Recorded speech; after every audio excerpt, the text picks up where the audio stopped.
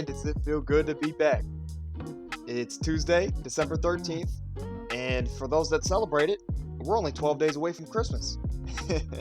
and though the mindset has changed as I've gotten older with Christmas, as most people, it's Christmas is still very exciting. I believe it's still the most exciting holiday of the year, in my opinion. Obviously, it's different for those that don't celebrate it. Regardless, today we're back with our Tuesday basketball coverage, and since we're about 25 to 30 or so games in, I wanted to give you guys my unofficial NBA All Star Ballot. Obviously, the All Star game doesn't take place until February 19th in Salt Lake City, which I believe is in Utah, which we actually have a regular listener of the show from Utah. So shout out to you. I don't want to put your channel out there, but shout out to you, right? But today, we're going to run through 12 to 13 players in each conference, the Eastern and Western Conference, with my only criteria when I was putting this list together was you have to be playing well, right, so far this season. And the other criteria is that you have to play the majority of your team's games. And I'm not saying 50, 51%. I'm looking more so for 60 to 70% of your team's games. So I'll put it out there now. Someone like Damian Lillard for the Portland Trailblazers, he made my wild cards, right? My reserves. But he did not get a all-star nod from me. But this should be some fun. This is your early reminder to drop a like on the stream, subscribe if you're new, and turn those post notifications on, man, as we're dropping these podcasts earlier and earlier. I'm hoping for noon every Tuesday and Thursday from here on out, so stay tuned for that. But without further ado, welcome to the Anomaly Podcast. I'm your host, Owen Stiftar. Let's get into these All-Stars, man. Okay, we're going to start off in the Western Conference, and we're going to run through our whole ballot, and then we'll move over to the East.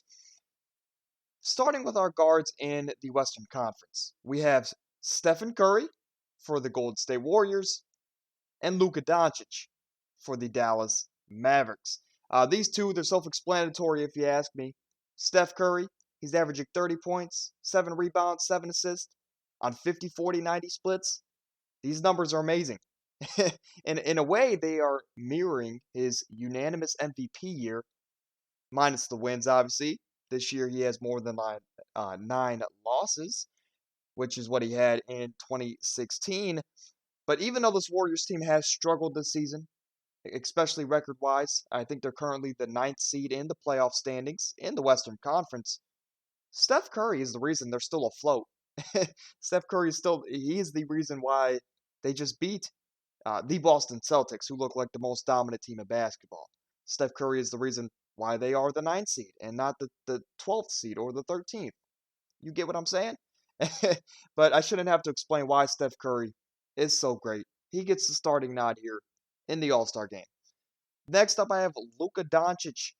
This is another situation where the individual player's success, it doesn't necessarily correlate with the team's success. For example, Luka Doncic and his Mavericks team, they are currently the 8th seed, but it's only because of Luka Doncic. Luka's averaging video game type numbers. He's averaging about 34 points a game, 9 rebounds, 9 assists, almost a triple-double a game. He is, like I mentioned a couple weeks ago on Thanksgiving, he is this era's version of a younger LeBron James, where they're in a situation where they have no help and they're forced to do everything, and at an elite level at that, right? All the pressure is on them. But for Luka Doncic, he's a top 5 player in the league, in my opinion, and he's a MVP frontrunner, for good reason. And for everything that I've said, he is a all-star starter in this ballot. Next up, we're going to move to the forwards or the front court, in other words, where I'm going to have Zion Williamson, Anthony Davis, and Nikola Jokic. This is where things start to get a little interesting, right? A little controversial, but stick with me. I'll explain why it maybe doesn't look right off first glance. But I wanted to have some fun with this unofficial bracket. Yes, I know that LeBron James is missing, right? I know LeBron James will be in this starting lineup, based off the fan vote alone, and because he is so great. I know that 80% of LeBron James, or just LeBron James at this age, is better than 99% of the NBA, right? But I wanted to use this early season ballot. There we go, I got it.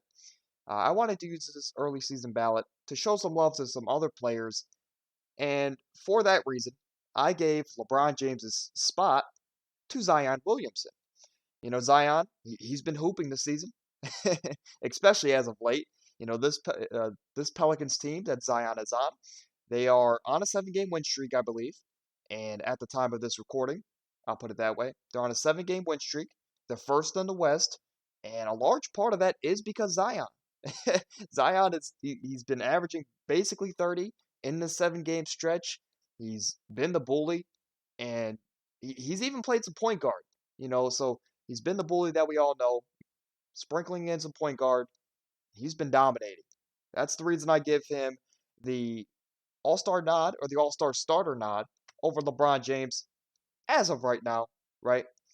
But next front court spot, also surprising, it was given to Anthony Davis from me.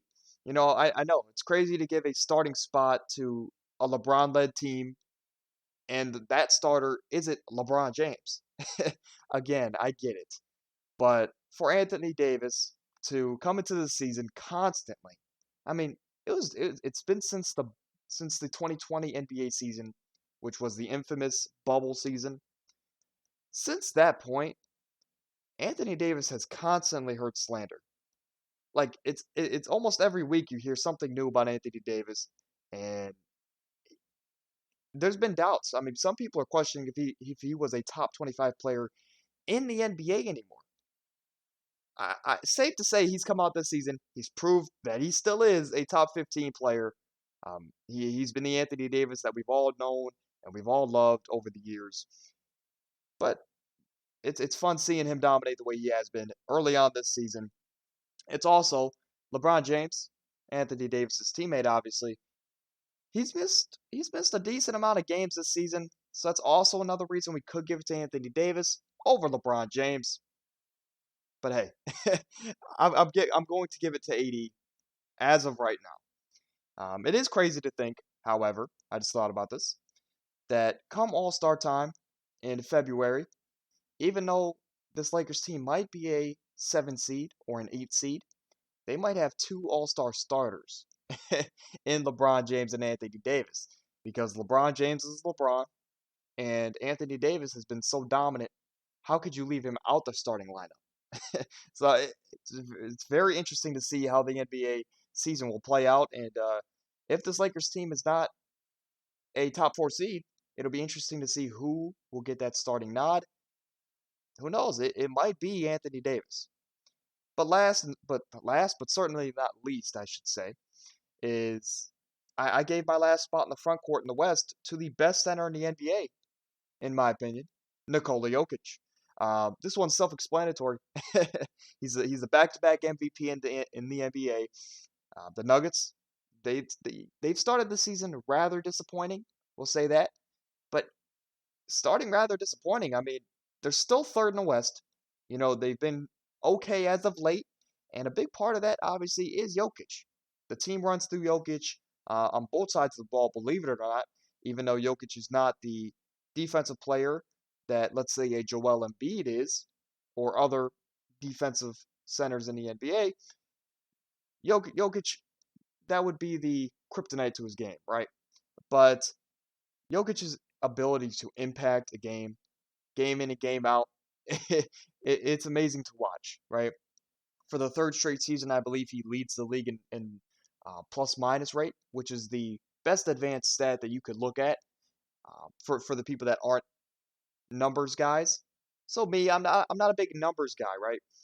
Especially advanced stats, but that is one advanced stat that I will always look at for. It really shows the impact of an NBA player, right? And Jokic has had the best plus minus rating on and off the court for the last 3 seasons. It's a big reason why he was back-to-back MVP, and it's a big reason why he is still an all-star starter in the front court in 2022. So to recap, my starting lineup goes as follows. We're going to have Steph Curry and Luka Doncic in the backcourt. And in the front court, we're going to have Zion Williamson, Anthony Davis, and Nikola Jokic. You will see that white box around Stephen Curry. I believe just with the fan vote and how popular Steph Curry is, let's face it, he he's up there for probably the second most popular player in the NBA. He's going to be my team captain. He'll win a majority of the fan vote, a lot of the players vote, and like I said, that's the reason why he would be my team captain for the Western Conference. Moving over to the bench, this is where again I want to show love to some players, and we'll get into that. But in my backcourt on the bench, we're going to have Devin Booker for the Phoenix Suns, and we'll start with him actually. We'll start with him, and we'll make our way down the lineup. But for Devin Booker, he's one of the best. I mean, in a way, one of the most skilled scorers we've seen in a long time, and he's one of the best skilled scorers in the NBA today. You know, he could score at all three levels, at an elite level. But the biggest thing here is that Suns team with Jay Crowder refusing to play, with Cam Johnson being hurt for the year, and CP3's been dealing with his fair share of injuries this season as well. They have a lot of injuries over there in Phoenix. You know, on top of that, they have no bench. And somehow, some way, Devin Booker has kept this team afloat. They're still a top four seed, and it's really a testament that shows how great Devin Booker is and how underrated Devin Booker is. Um, but yeah, I mean, for that reason, for the plethora of injuries that the Suns team has suffered this season, and the fact that they're still a top four seed, and Devin Booker's been killing it, no surprise here. He's my first guard coming off the bench. Next up, we're going to have SGA, which his name is Shai Gilgeous-Alexander. He's a point guard for the Oklahoma City Thunder. Um, this was the tricky spot for me coming off the bench, where it was between him or Ja Morant. And I understand Grizzlies are second in the West. Ja Morant's in MVP conversations. He's been killing it. But I wanted to show Shai some love, right? That's really what it came down to. I mean, both guys are really interchangeable. Um, but like I said, since it's the unofficial bracket, we're going to show some people who probably won't make it based off their team's record. I want to show Shai Gilgeous some love. So I gave Shai the spot. I mean, and it's not like a pity. I'm not giving him the spot out of spite, right? Shai is averaging 31 a game this season. I mean, he's doing it all for OKC. In his last 10 games, he scored 30 plus. 7 of those last 10 games. One of those games he didn't even play. So really 7 of his last 9 games, he's dropped 30 plus. So he's doing it all on the offensive end for the Thunder. You know, I understand that winning should be valued, but we're 30 games in. I'm going to cut him some slack here, and also because he plays for the Thunder, right? But Shai's been killing it all season. No surprise here, I gave him the spot. Next up for the first front court spot I have, it's going to be LeBron James. Self-explanatory. We know how great LeBron is. We know the fan vote and the support he's going to have behind him going into the All-Star break. And maybe by All-Star break, he will become the number one all-time scorer in NBA history, at least as far as regular season scoring goes.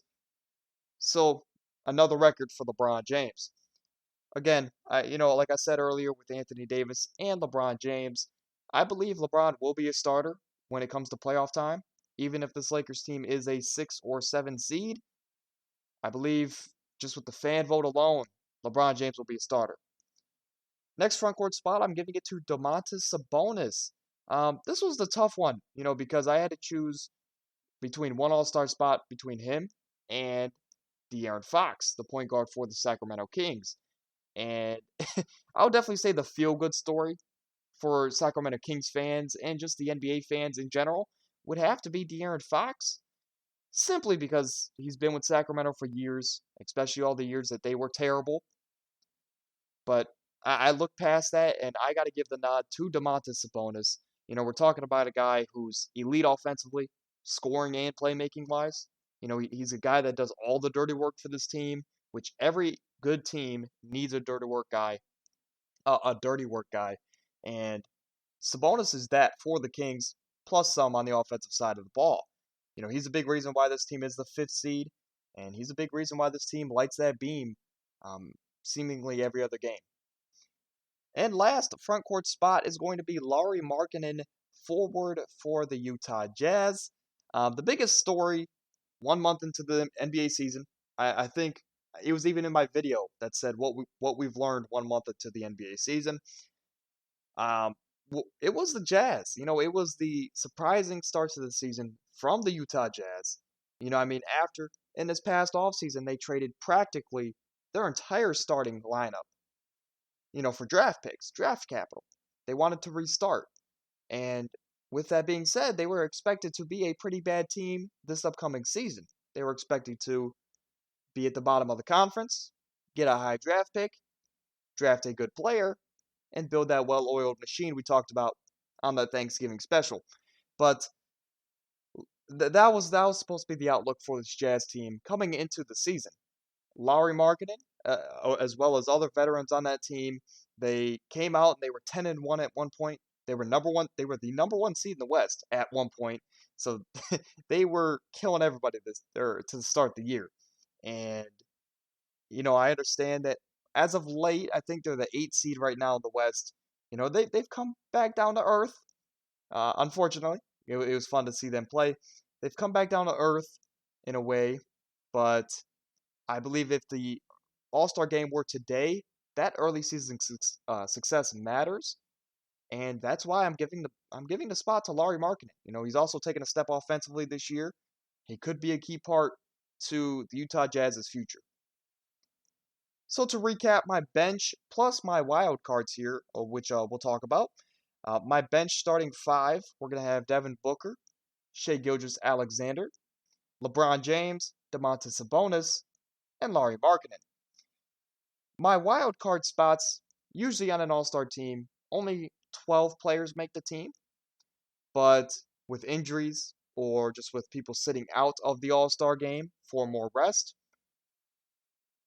there's wild card spots and there's other people that can step in, which is why on both the Western Conference and the Eastern Conference, I added a couple names that could step in. That could either step in or they're one game out or they're one spot out, right? That's a better way to put it. So for the guard spot, we talked about it. Ja Morant, guard for the Memphis Grizzlies. He has that team on a 6-game winning streak. They're second in the West. Yeah, Ja's doing everything for that team. He is their guy. Um, he's sparked that franchise into a playoff contender for many, many years to come. Ja Morant's as exciting as it can get. If I had to put money on it, I'd say he would be arguably even a starter come All-Star time. If not, he's going to be the first guard off the bench. I just wanted to show other people some love, and that's why Ja Morant's a wild card in this scenario. But after that, we're going to have Damian Lillard, point guard for the Portland Trailblazers. As I mentioned in the intro, it really came down to a games played thing for me with Damian Lillard. I believe that since he's missed some time, some guards that I've mentioned ahead of him, they haven't missed as much time, and and some teams also have a better record. For example, Devin Booker and Ja Morant, their teams have better records, which comes into play when we're talking about All-Stars. But Damian Lillard, we know how great he is. He's when he's at his peak, he's a top 2 point guard in the NBA, top 3 at worst. And I just want to see a big stretch of games here as he just came back from injury. If he could play from this point to the All-Star break, no doubt in my mind he makes the All-Star team. Over on the forward side of things, Paul George. Paul George was one guy that it was either between him or Domantas Sabonis because I really wanted to get Lauri a spot. And I just gave it to Sabonis, but PG, he's been amazing. He looks like OKC Thunder, Paul George right now. And with Kawhi just coming back, that team can finally. PG doesn't have so much on his shoulders, but throughout the early parts of the year, PG carried this team because Kawhi Leonard refuses to play regular season basketball. And, it really looks like he refuses to play basketball at all. But Paul George has kept this team afloat. He's kept this team looking like a serious title contender. and I don't think he gets enough respect. I think he's very underappreciated. Paul George, again, I think he's another player that will jump into the bench starting five come All Star time. And then the last person was Jeremy Grant. It's just Jeremy Grant's, I think he's averaging 22 points a game with 7 rebounds or so. He's been elite defensively. Chauncey Billups has really unlocked a part of Jeremy Grant's game that we haven't seen in a while. And Jeremy Grant, I just wanted to show some love to him. I don't think he'll make it come All Star time.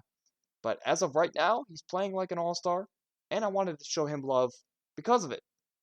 On to the Eastern Conference. Um, in the guard spots, I have Trae Young and Donovan Mitchell. Like I said, first I had Trae Young, and I'll be honest, I didn't want to put Trae Young here. But Trae Young, he has the statistical numbers, and the Hawks are in the playoffs. Trae Young deserves the starting spot. Um, just because, I don't know, I'll put it this way. I would, as a fan, I would just like to see a step up in general from Trae Young. Firstly for on the court, because his team, John Collins, which is a forward for the Atlanta Hawks, he's been rumored in trades for many, many years, and at this point, he's the new Miles Turner.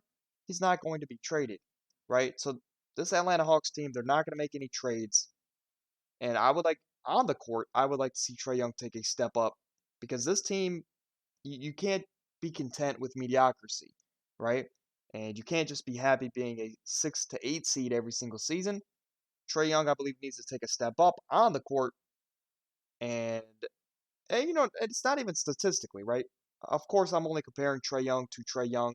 I know he could play better than 27-9, which sounds crazy, but I know Trae Young can do that. And just with this team struggling some nights, I would like to see Trae Young step up and be that superstar that the Atlanta Hawks drafted him to be. And off the court, especially. I mean, off the court, he's especially with all that drama that happened with his head coach Nate McMillan, where they got in an argument and Trae Young refused to play a game. He actually went home because he got in an argument with his coach. It's very childish from your guy, from your franchise guy. You don't want to see that, right? So just a general step up. I mean, Trae Young's still probably the best guard in the East. He's killing it. 27-9, like I said. I'm acting like those are every player numbers, but they're not, and that's why Trae Young is elite. I just want to take him. I just want to see him take that next step to superstardom, right? But next guard spot is going to be the hometown guy. It's going to be Donovan Mitchell. Even though he's a Cavalier, I'm a Cavs fan. Don't be mistaken. Donovan Mitchell, more so than Trae Young, is a lock for an all-star starter spot in the Eastern Conference. Donovan Mitchell is averaging about 29, 4 and 5 on almost 50, 40, 90 splits, which is unheard of for Donovan Mitchell. So he's killing it so far this season. The Cavs are a top 3 seed in the East. Donovan Mitchell's been elite. I don't believe there's any surprise why I have these two guards in the spots that I have them. Moving over to the front court, we have, no surprise here, we have Jason Tatum, Kevin Durant, and Giannis Antetokounmpo. I don't think we need to spend too much time here. It's all three of these guys, they're elite scorers. All three can play both sides of the ball. All three have their teams as top 3 seeds, or top 4 seeds, excuse me, in the Eastern Conference. All three of these guys are in the MVP conversation. All three are top 10 players in the NBA. In the new age of positionless basketball, 3 forwards are allowed to start. And with that being said, to me, there's no surprise that Jason Tatum, Kevin Durant, and Giannis Antetokounmpo are going to be your Eastern Conference starters. Obviously until the draft. But to recap my starting lineup in the Eastern Conference, we're going to have Trae Young, Donovan Mitchell, Jason Tatum, Kevin Durant, and Giannis Antetokounmpo. As you see, I think Giannis will be the starter, or I think he'll be the captain with the fan vote, with the country of Greece behind him, and many, many other foreign countries. They're all going to be behind Giannis, as they've been in the previous years. And with even that not being said, he's the best player in the NBA. No surprise he is the captain for the Eastern Conference. Moving on to the bench, my starting five, as you see it on your screen, but we'll run through it one by one. Tyrese Halliburton. He is my first guard on the Eastern Conference's bench. Plain and simple. I mean, Tyrese Halliburton, he's been one of the most fun players to watch this season. He's not a big guy. He's 6'5", so he's tall, but he's very slim. So I think he's around that 180, 185 range for a point guard. So he's tall, but he's very slim, and he can play make, man. He can play make. I think he's averaging 20 points, 11 assists this season, and he's the league leader in assists. And he has his team, which is the Indiana Pacers. They're in the playoffs, and man, I think it's maybe just because he is so slim. It looks very impressive, right? That he's throwing all these lobs, he's playmaking. You could really see his impact on the game when you watch a Pacers game. Um, but next guard spot, this may be biased, but again, I want to show some love to some people that I think have been killing it so far this season, and I don't think this is too crazy.